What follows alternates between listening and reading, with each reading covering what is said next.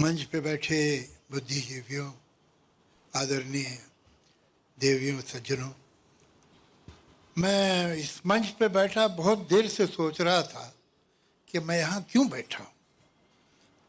मैं हिंदी जानता हूँ, उर्दू जानता हूँ, मराठी जानता हूँ, इस मंच पे इतनी देर से क्यों बैठा। फिर मुझे ध्यान आया कि आजकल बहुत से लोग बहुत सी जगहों पे बैठे हैं जहाँ उन्हें नहीं बैठा होना चाहिए था, तो एक मैं भी सही। तो मैं पहले तो धन्यवाद करूंगा अपने बहुत पुराने और बहुत अच्छे दोस्त आशुतोष जी का। उन्होंने बहुत सारी ऐसी बातें कह दी जो मैं कहना चाह रहा था, और अच्छा है कि उन्होंने कहा, इसलिए कि उन्होंने जितनी अच्छी तरह कहा शायद मैं नहीं कह पाता। लेकिन दो बातें एक आध जो रह गई वो मैं पॉइंट आउट करना चाहूँगा। मुझे बड़ी हैरत होती है जब एक आम महाराष्ट्रियन नहीं जानता कि उसका धरोहर क्या है। ये मामूली धरोहर नहीं है, ये नहीं है कि हर जगह ऐसा मिल जाता है। आप देखिए मुक्ताबाई, जनाबाई, बहनाबाई जिनका जिक्र किया है इन्होंने, ये उस वक्त एक माननीय, आदरणीय, एक सुपरस्टार पोएटेस थी कि जब यूरोप में कोई औरत अगर लिखती थी तो उसे एक मर्द का नाम देना पड़ता था। ये यहाँ पॉसिबल था। इवन नॉर्थ इंडिया में भी बहुत जगह सिर्फ जो कोडजाज हैं वो तो शायरी वारी कर लेती थी, शरीफ औरतों का ये काम नहीं समझा जाता था। ये लिबरेशन, ये एम्पावरमेंट औरत का यहाँ था।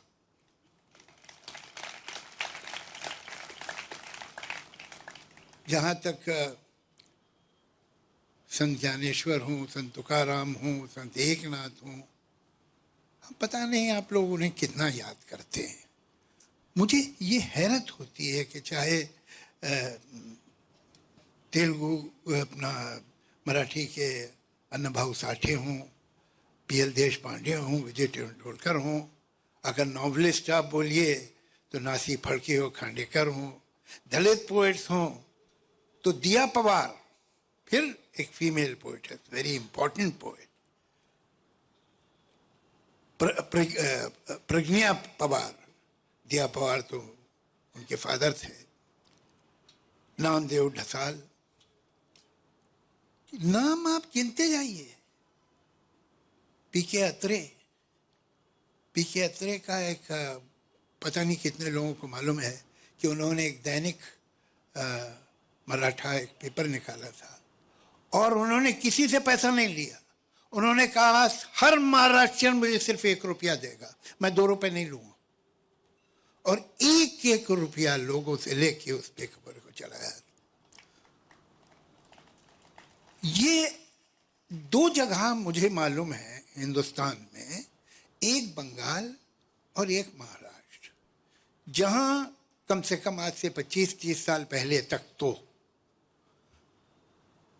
गरीब से गरीब आदमी और एक जो मध्यम वर्ग का परिवार होता था उसके बजट में पुस्तक का हिस्सा होता था कि ये मैगजीन लेने हैं, ये किताबें इतनी तो खरीदनी है इस महीने। मुझे मालूम नहीं अब बजट चेंज हो गया है कि वही है, मगर इसको सेलिब्रेट क्यों नहीं करते आप लोग। मैं तो इस शहर में चारों तरफ घूमता हूँ, मैंने तो इन बड़े बड़े राइटर्स के, बड़े बड़े पोइट्स के कोई स्कल्पचर कहीं देखे नहीं है, बड़े चौराहे इनके नाम पे देखे नहीं है। क्यों? ये एक ऐसा सीक्रेट क्यों है जिसे ढूंढना पड़ता है? इस पे तो आपको गौरव होना चाहिए, मगर कोई वजह है कि कुछ इस मामले में आप बहुत अंडर प्ले करते हैं। ये बात ठीक नहीं है। हम तो होना ये चाहिए कि अगर आदमी मुंबई के एक कोने से दूसरे कोने जा रहा है तो हर चौहे पे बड़े कलाकार का, भले बड़े संगीतकार हो। हमारे संगीत में महाराष्ट्र का क्या कंट्रीब्यूशन, स्पोर्ट्स में महाराष्ट्र का क्या कंट्रीब्यूशन है, साहित्य में महाराष्ट्र का क्या कंट्रीब्यूशन, और देश में आने वाले नए विचार। गेटवे ऑफ इंडिया सिर्फ वहाँ नहीं है ताज में के सामने, ये मुंबई जो है, ये महाराष्ट्र जो है, ये गेटवे ऑफ इंडिया है। पूरा दलित मूवमेंट कहाँ से शुरू हुआ? यहां से हुआ। जो नए विचार आए, दुनिया हिंदुस्तान की पहली लेडी डॉक्टर एक महाराष्ट्रियन थी, कहीं है उसका स्कल्पचर, स्टैचू उसके नाम का, लोग जानते हैं उसके बारे में। आपके घर में खजाना गड़ा हुआ है और आप उसे बाहर नहीं निकाल रहे, पता नहीं क्यों। खैर चलिए, तो अब काफ़ी मैंने आपको क्रिटिसाइज कर लिया, अब कुछ दूसरी बातें करूं।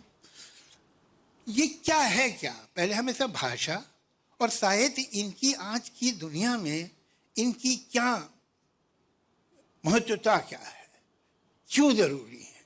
जब जैसा कि राज जी ने कहा कि मैंने हमेशा ये कहा है कि लोगों को अपनी मातृभाषा आनी चाहिए। क्यों आनी चाहिए?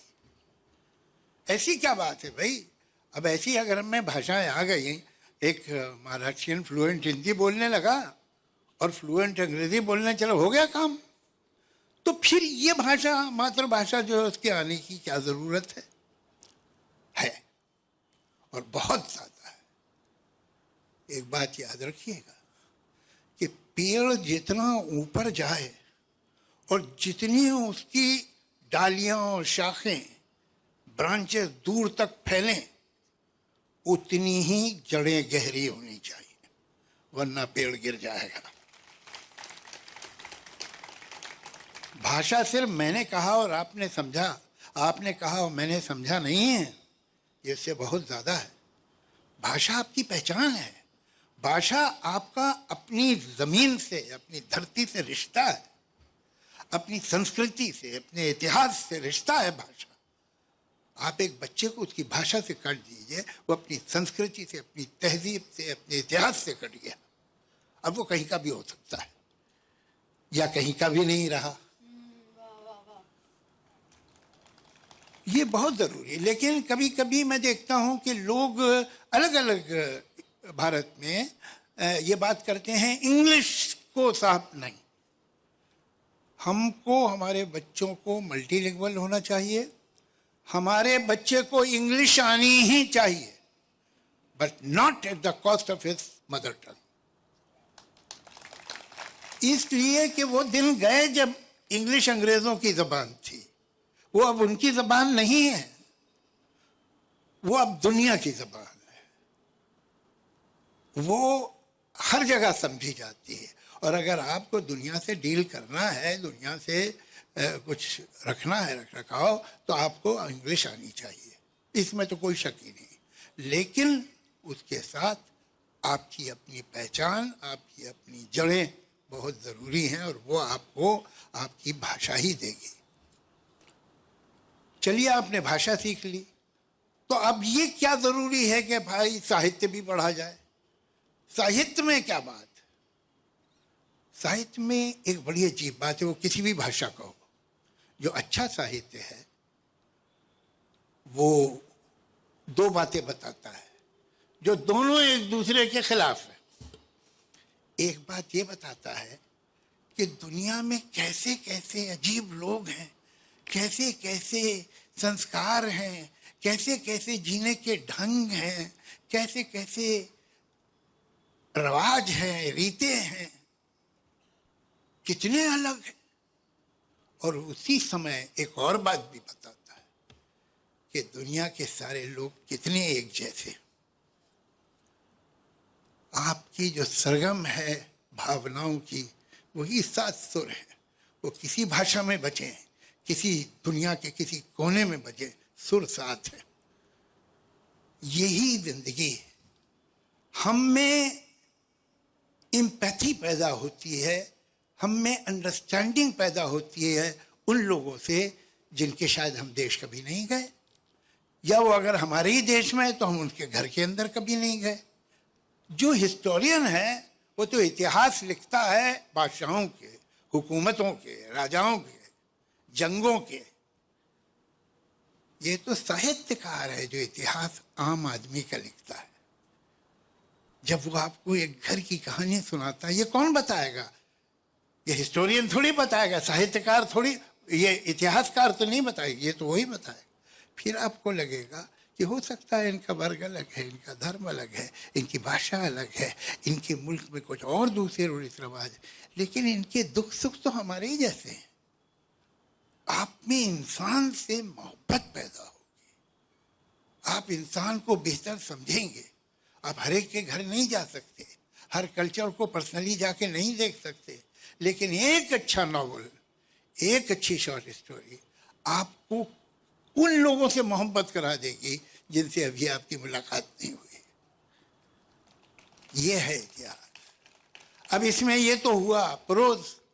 पोइट्री का किस्सा ये है कि पोइट्री, कमाल की बात यह है कि भाषाएं दुनिया में इसलिए बनी थी कि मैं बोलूं और आप समझें और आप बोले और मैं समझूं, लेकिन अक्सर कम्युनिकेशन में जो बाधा है वो भाषा होती है, वो दीवार बन जाती है।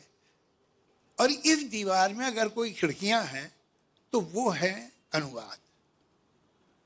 भाई हम तो जर्मन नहीं जानते, मैं फ्रेंच नहीं जानता हूँ, मैं स्पेनिश नहीं जानता हूँ, मैं इटालियन नहीं जानता हूँ, मैं रशियन नहीं जानता हूँ, लेकिन इनका मैं अगर साहित्य जानता हूँ तो थैंक्स टू इंग्लिश। अगर मैं बंगाली लिटरेचर का जानता हूँ तो थैंक्स टू उर्दू, इसलिए कि उर्दू में एक समय में सारा क्लासिकल बंगाली लिटरेचर ट्रांसलेट हुआ। ये काम बहुत सीरियसली होना चाहिए हमारी मराठी भाषा के लिए। इसका ट्रांसलेशन मैं आपको बताऊं, मैं तो 19 साल का था तकरीबन जब मैं मुंबई आया।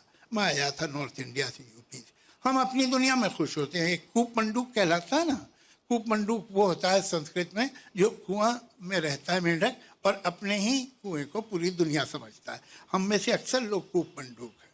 जब मैं यहाँ आया तो मुझे एक शब्द नहीं मालूम था मराठी साहित्य के बारे में, मराठी राइटिंग के बारे में। मेरे कुछ मराठी महाराष्ट्रियन दोस्त थे, वो मुझे ले गए, उन्होंने विजय तेंदुलकर का प्ले दिखा दिया मुझे।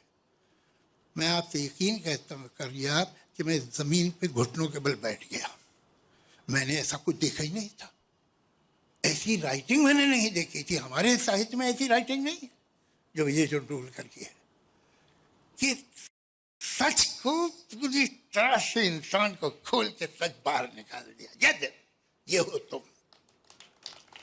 इतनी बेरहमी से सच किसी ने मेरे मुंह पे मारा हो ये कभी नहीं हुआ था।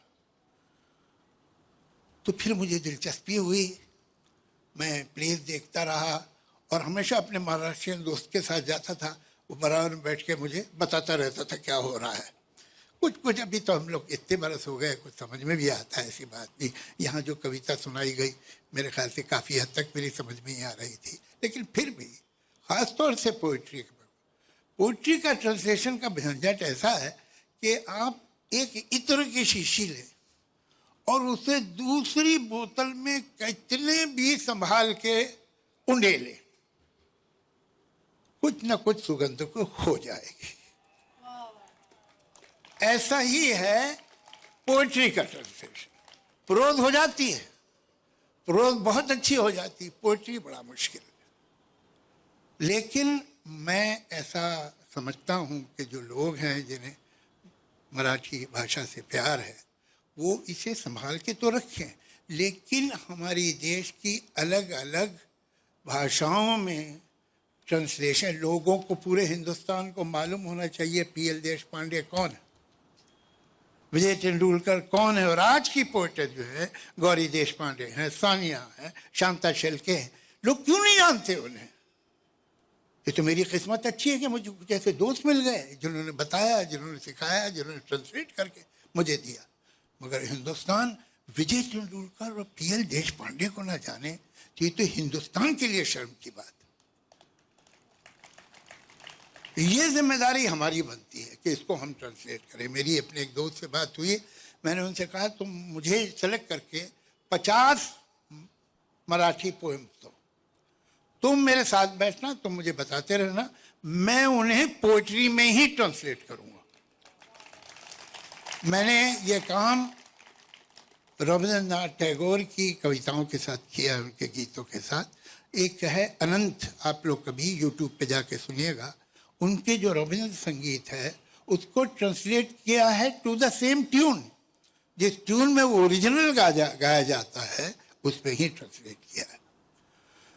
तो ये हमारा मेरे ख्याल से कर्तव्य बनता है। हम जो आ गए बाहर से रहे, मैं तो यहाँ समझिए 55 साल से यहीं रहता हूँ, वहाँ 53-55 साल से, लेकिन मेरी कोई और भाषा है तो मेरा कर्तव्य है, मेरा ये कर्तव्य है एज अ राइटर कि मैं एक पुल बनूं मराठी और दुनिया की दूसरी जबानों के बीच में। इसलिए कि जो कुछ है आज मैं जो भी हूँ वो तो यहीं से, इसी धरती से मिला है, और कहीं जैसे मिलता भी नहीं, यहीं से मिल सकता था। अब यहाँ यह एक कवि सम्मेलन चल रहा है तो अब मेरा फर्ज बनता है कि मैं भी एक कविता आपको सुना दूँ। मैं दो तरह की कविताएं लिखता हूँ, कुछ लंबी, कुछ बहुत लंबी। तो मैं आपको बहुत लंबी नहीं सुनाऊंगा। इस कविता का शीर्षक है वक्त, समय, टाइम। कमाल की बात है कि कोई भी चीज़, या हद तो यह है कि कोई भी इंसान, अगर वो हमारे आसपास बहुत ज़्यादा है तो हम उसे ध्यान से नहीं देखते। जो कभी कभी होता है, जो कभी कभी दिखाई देता है, उसे बहुत ध्यान से देखते हैं। लेकिन जो है, कितने लोग सोचते हैं कि समय क्या है, भाई 2 घंटे निकल गए, कहाँ निकल गए, कहाँ है अभी, कहीं यहाँ से निकल गए हैं तो कहीं तो गए होंगे, कहाँ है, और निकल क्या गया, चला क्या गया, वो क्या था, मटेरियल था, कोई चीज थी, क्या चल रहा है, इस पे ही कविता है। इसमें 2 एक अनफेमिलियर वर्ड होंगे मुझे, तो मैं विश्वास करता हूँ बातचीत, पोइट्री इसलिए होती है, राइटिंग इसलिए होती है कि दूसरे लोग ज़्यादा से ज़्यादा समझें। तो मेरी बहुत ट्रांसपेरेंट भाषा है, लेकिन फिर भी अगर टॉपिक अनयूजुअल हो तो 2-4 अनयूजुअल वर्ड भी आ जाते, मैं उन्हें ट्रांसलेट करूँगा। ये वक्त क्या है, ये क्या है आखिर के जो मुसलसल गुजर रहा है। ये जब न गुजरा था तब कहाँ था, कहीं तो होगा। गुजर गया है तो अब कहाँ है, कहीं तो होगा।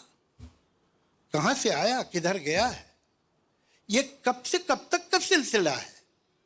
ये वक्त क्या है, ये वाक़ये, हादसे, तसादुम, these incidents, these accidents, these conflicts, every pain, every pleasure, every happiness, every sadness, every sorrow, every joy, ये वाक़ये, हादसे, तसादुम, हर एक गम और हर एक मसरत, हर एक अज़ियत, हर एक लज्जत, हर एक तबस्सुम इस्माइल, हर एक आंसू, हर एक नगमा, हर एक खुशबू, वो जख्म का दर्द हो कि वो लम्स, स्पर्श का जादू, खुद अपनी आवाज़ हो कि माहौल की सदाएं, ये जहन में बनती और बिगड़ती हुई फ़ज़ाएं, ये फिक्र में आए ज़लज़ले हों कि दिल की हलचल, तमाम एहसास, सारे जज्बे, all feelings, all emotions, ये जैसे पत्ते बहते पानी की सतह पर जैसे तैरते हैं, अभी यहाँ हैं, अभी वहाँ हैं, और अब है ओझल। दिखाई देता नहीं है लेकिन ये कुछ तो है जो कि बह रहा है। ये कैसा दरिया है, किन पहाड़ों से आ रहा है, ये किस समंदर को जा रहा है, ये वक्त क्या है। कभी कभी मैं ये सोचता हूं कि चलती गाड़ी से पेड़ देखो तो ऐसा लगता है दूसरी समझ जा रहे हैं। कभी कभी मैं ये सोचता हूं कि चलती गाड़ी से पेड़ देखो तो ऐसा लगता है दूसरी समझ जा रहे हैं, मगर हकीकत में पेड़ अपनी जगह खड़े। तो क्या ये मुमकिन है सारी सदियां कतार अंदर कतार अपनी जगह खड़ी हो, ये वक्त साकित हो और हम ही गुजर रहे हों। इस एक लम्हे में सारे लम्हे, तमाम सदियां छुपी हुई हो, न कोई आइंदा न गुज़िश्ता। जो हो चुका है वो हो रहा है, जो होने वाला है हो रहा है। मैं सोचता हूं कि क्या ये मुमकिन है, सच ये हो कि सफर में हम हैं, गुजरते हम हैं, जिसे समझते हैं हम गुजरता है वो थमा है, गुजरता है या थमा हुआ है, इकाई है या बटा हुआ है मुंजमद या पिघल रहा है। किसे खबर है, किसे पता है। ये वक्त क्या है। Thank you.